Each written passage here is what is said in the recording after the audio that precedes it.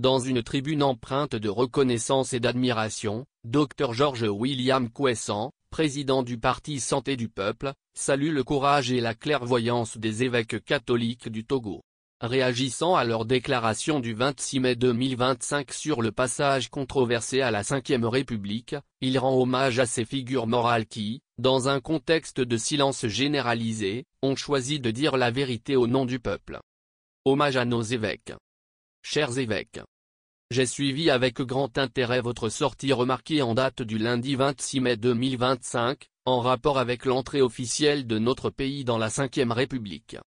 Je suis heureux de constater qu'il existe encore, dans ce merveilleux rectangle que nos aïeux nous ont laissé, de grandes autorités morales sur lesquelles nous pouvons toujours compter.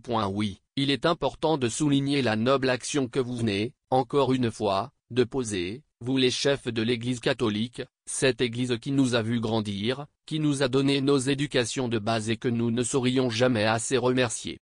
En effet, c'est dans ce pays où, face aux vicissitudes de la lutte politique, nombre de personnes ont décidé de s'aligner sans mot dire, souvent sous des prétextes aussi divers que variés, que vous avez, encore une fois, levé vos voix.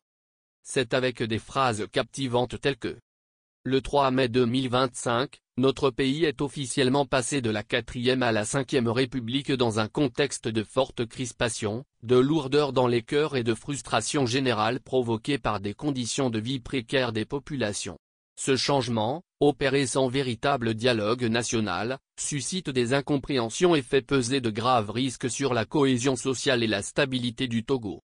Ou encore, une nation ne se bâtit pas durablement sur le silence imposé, que vous vous êtes encore fait entendre. Des phrases pleines de sens et de sagesse qui véhiculent des valeurs d'impartialité et de citoyenneté. Nous vous devons une fière chandelle. Hommage à vous, chers évêques. Puissent ceux qui régentent notre pays vous écouter et revenir à la raison.